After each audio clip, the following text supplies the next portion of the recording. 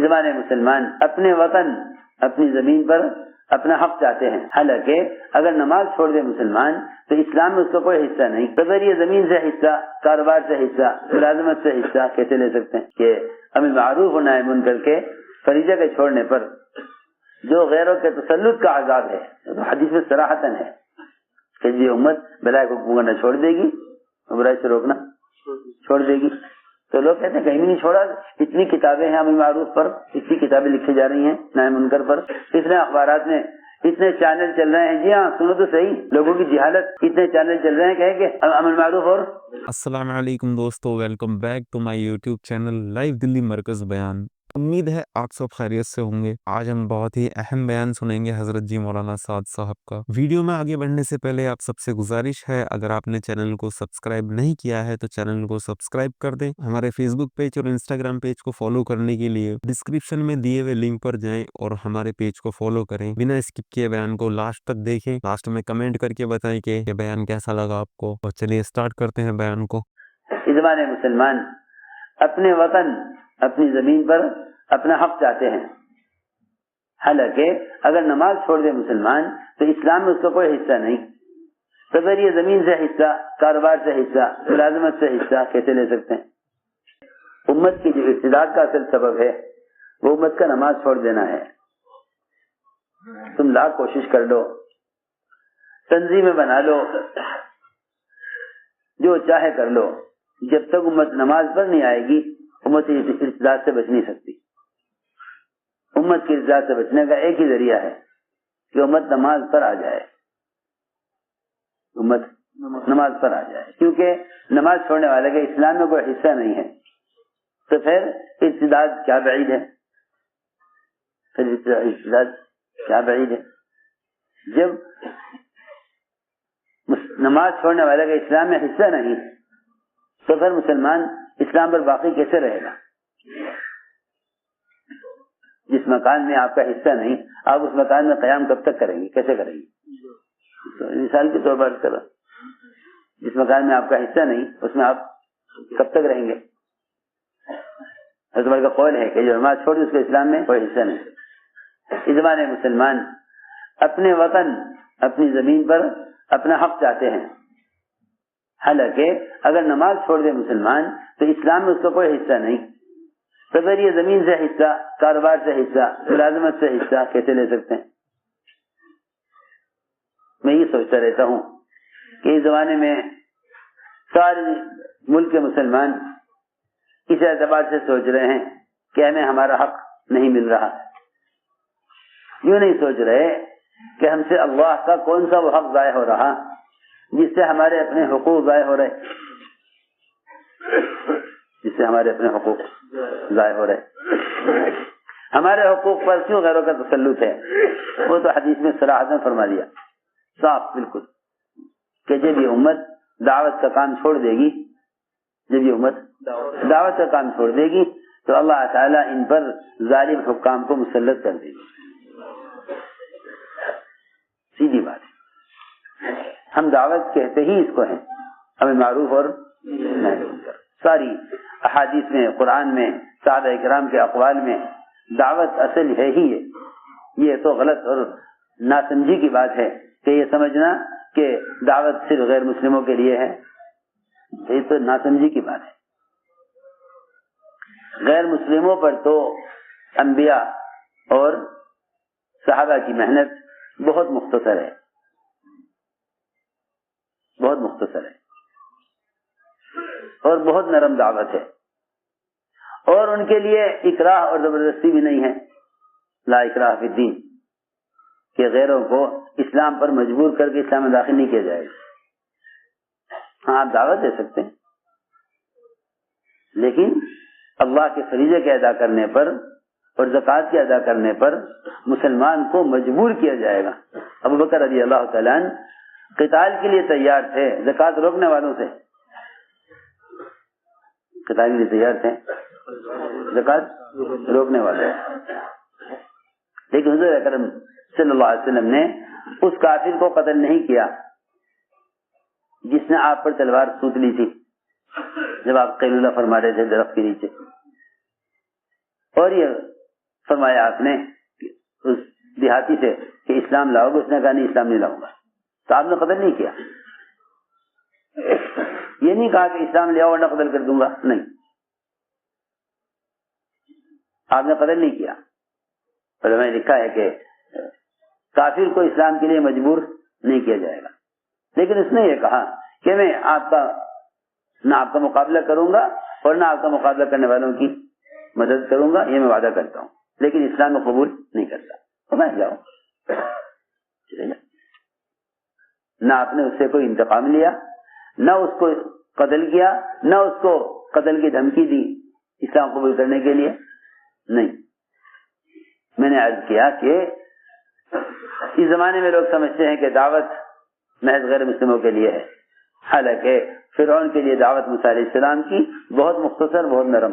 حل لک الی ان تزکا، حل لک الی ان، محنت بنی اسرائیل پر. یہ بات سب کے ذہن میں رہے کہ باطل کے مغلوب ہونے کے لیے ایمان والوں پر محنت کی ضرورت ہے. باطل کے غرق ہونے کے لیے ایمان والوں پر محنت کی ضرورت ہے، کیونکہ ایمان والے ہی ہیں جو انہوں نے باطل کی مدت کو بڑھایا ہوا ہے. ایمان والے ہی ہیں جنہوں نے باطل کی مدت کو بڑھایا ہوا ہے. ایمان والے ہیں جنہوں نے باطل کی مدت کو بڑھایا ہوا ہے. اس لیے کہ اللہ تعالی باطل کو جو پکڑتے ہیں وہ محض اس کے کفر کی وجہ سے نہیں، کیونکہ اس کے کفر کی پکڑ تو آخرت میں ہے. اس کے کفر کی پکڑ تو آخرت میں ہے، یہ بات ہے. اس کی پکڑ اس کی جنت میں جو ہوتی ہے، باطل کی پکڑ اس کی جنت میں، یعنی دنیا میں. باطل کی پکڑ اس کی جنت میں جو ہوتی ہے وہ ہوتی ہے ایمان والوں کے صبر اور تقوی کی وجہ سے. اصل بات یہ ہے کہ باطل کی پکڑ اس کی جنت میں وہ آخرت سے پہلے وہ صرف اس لیے ہوتی ہے کہ ایمان والے اعمال اور عبادات پر مجتمع ہوں. وَتَمَّتْ كَلِمَةُ رَبِّكَ الْحُسْنَى عَلَى بَنِي إِسْرَائِيلَ بِمَا صَبَرُوا وَدَمَّرْنَا مَا كَانَ يَصْنَعُ فِرْعَوْنُ. اللہ نے فرعون کو پکڑا ہے بنی اسرائیل کے صبر اور تقوی کی وجہ سے. تو سارے وعدے کے لیے پورے کر دیے، سارے وعدے پورے کر دیے بنی اسرائیل کے لیے، اور فرعون کو پکڑ لیا. آج بھی یہی بات ہے، جتنے بھی فرائض سارے عالم میں ہیں ان کے لیے ہدایت ہماری سب سے پہلی چاہت ہے. لیکن اگر مسلمان ایمان اعمال صالحہ پر مجتمع ہے تو پھر باطل مقابلے پر نہیں آ سکتا، آئے گا تو مغلوب ہو جائے گا. میں عرض کرنا چاہتا تھا کہ امر معروف و نہی منکر اس فریضے کا ادا کرنا یہ آنے والے عذاب کو ہٹا دے گا جو عذاب مقدر ہو چکا ہے. صحیح حدیث میں ہے کہ مشرق کے آباد کرنے والوں کی وجہ سے اللہ تعالی آنے والے جو عذاب مقدر ہو چکا اس کو ہٹا دے. کیا مطلب ہے اس کا مطلب یہ تھوڑا ہی ہے کہ آپ مسجد میں اعتکاف کر لیں عذاب ہٹ جائے گا، آپ مسجد میں بیٹھ کر تلاوت اور ذکر عبادت کر لیں اس سے عذاب ہٹ جائے گا. نہیں، میں کچھ کہنا چاہتا ہوں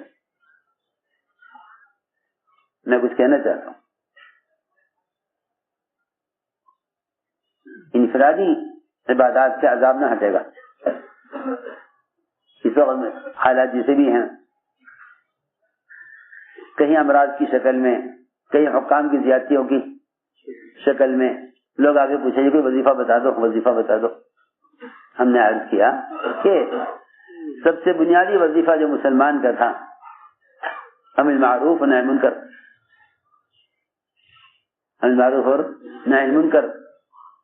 جو سب سے بنیادی وظیفہ تھا مسلمان کا، جس کے چھوڑنے کے نتیجے میں ظالم حکام مسلط کیے گئے ہیں.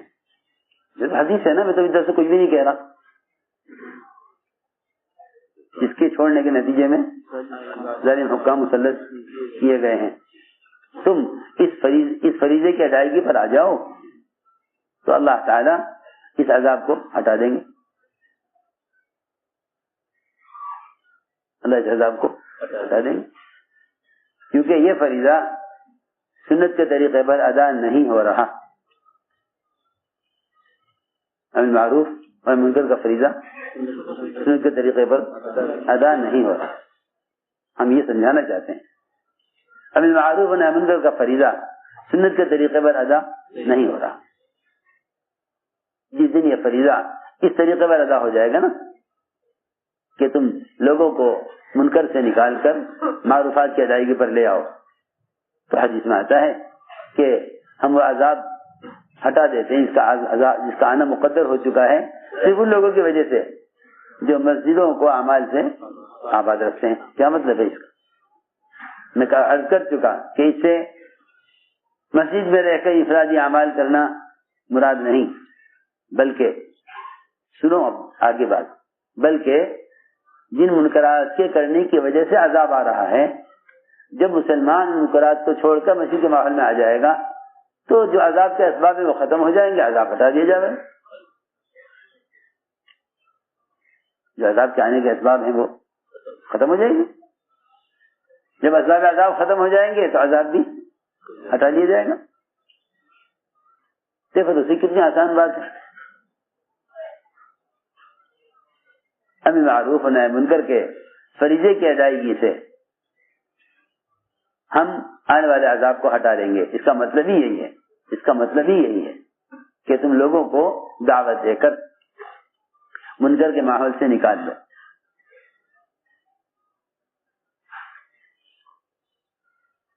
دعوت دے کر لوگوں کو منکر کے ماحول سے نکالو تو اللہ رب العزت جن منکرات کی وجہ سے عذاب آ رہا ہے، چاہے وہ حکام کی شکل میں ہو، امراض کی شکل میں ہو، قرضوں کی شکل میں ہو، کسی بھی شکل میں ہو۔ اور عجیب بات یہ ہے کہ اللہ تعالی ایمان والوں پر آنے والے حالات کے لیے غیروں کو بھی ذریعہ بناتے ہیں۔ ظالم حکام کا تسلط، اس کے لیے ضروری نہیں کہ وہ ظالم حکام مسلمان ہی ہوں، غیر مسلم بھی ہو سکتے ہیں، غیر مسلم بھی ہو سکتے ہیں، غیر مسلم بھی ہو سکتے ہیں۔ یہ موقع ہے، میں آپ سب سے کہتا ہوں کہ یہ موقع ہے اس وقت امت کو یہ سمجھانے کا کہ ظالم حکام کے تسلط سے نکلنے کے لیے اپنے وظیفے کی ادائیگی پر آ جاؤ۔ یہ موقع ہے اس کا، اور سمجھتے تھے جب بھی مسلمان پر حالات آئیں یہ موقع ہوتا ہے مسلمانوں کو اس وقت عبرت لینے والے واقعات بتانے کا کہ جسے مسلمان عبرت لے لے۔ جی ہاں، اس لیے کہ لوہا جب تپا ہوا ہوتا ہے نا اس وقت چوٹ کی ضرورت ہوتی ہے، لوہا جب تپا ہوا ہو اس وقت فوراً چوٹ کی ضرورت ہے۔ اگر اسے موڑنا ہے تو اس کو موڑنے کا صرف یہی ٹائم ہے جس میں یہ لوہا تپا ہوا ہے،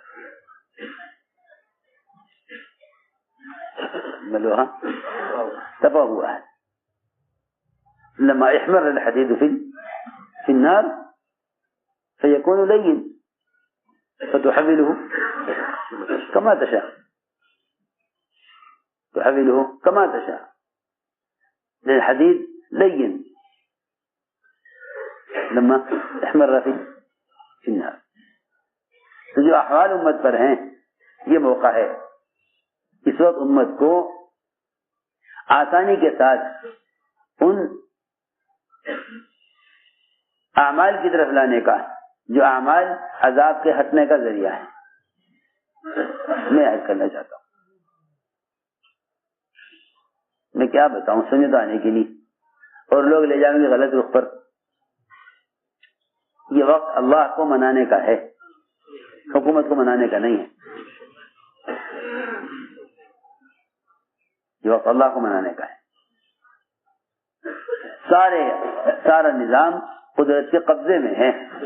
وہ تو جب اللہ کے غیر میں مسلمان نظام کو تصور کرتا ہے پھر اللہ سے غافل ہو کر اس کے غیر کی خوشامد کرتا ہے۔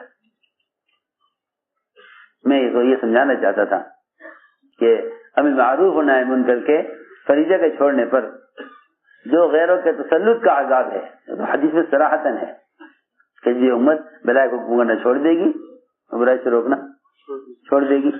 تو لوگ کہتے ہیں کہیں بھی نہیں چھوڑا، اتنی کتابیں ہیں امر معروف پر، اتنی کتابیں لکھی جا رہی ہیں نہی منکر پر، اتنے اخبارات میں اتنے چینل چل رہے ہیں. جی ہاں، سنو تو صحیح، لوگوں کی جہالت، اتنے چینل چل رہے ہیں کہیں کہ امر معروف اور نہی منکر کے.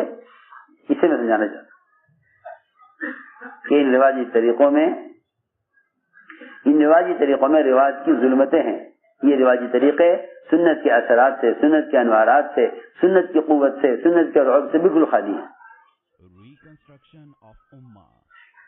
تو ساری بات یہ ہو گئی کہ ان دو فریضوں کی ادائیگی کو سنت پر لاؤ. اس لیے حضور اکرم صلی اللہ علیہ وسلم نے امت کو اعمال مسجد سے جوڑا تھا.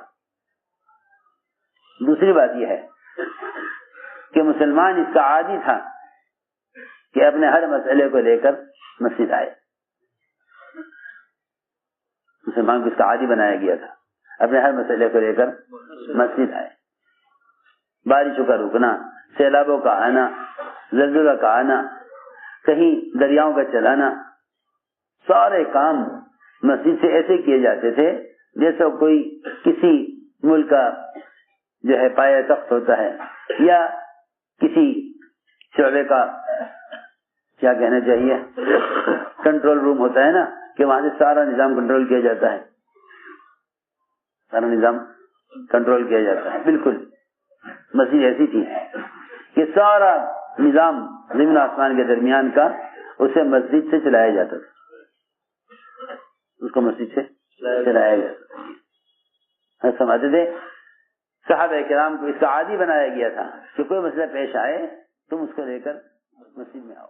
ویڈیو کیسا لگا آپ کو اپنی رائے کمنٹ میں ضرور دیں. ویڈیو کو زیادہ سے زیادہ شیئر کریں، لائک کرنا نہ بھولیں. اگر چینل کو سبسکرائب نہیں کیا ہے تو چینل کو سبسکرائب کر دیں اور کمنٹ کر کے بتائیں کہ آپ کہاں سے ہماری ویڈیو دیکھ رہے ہیں.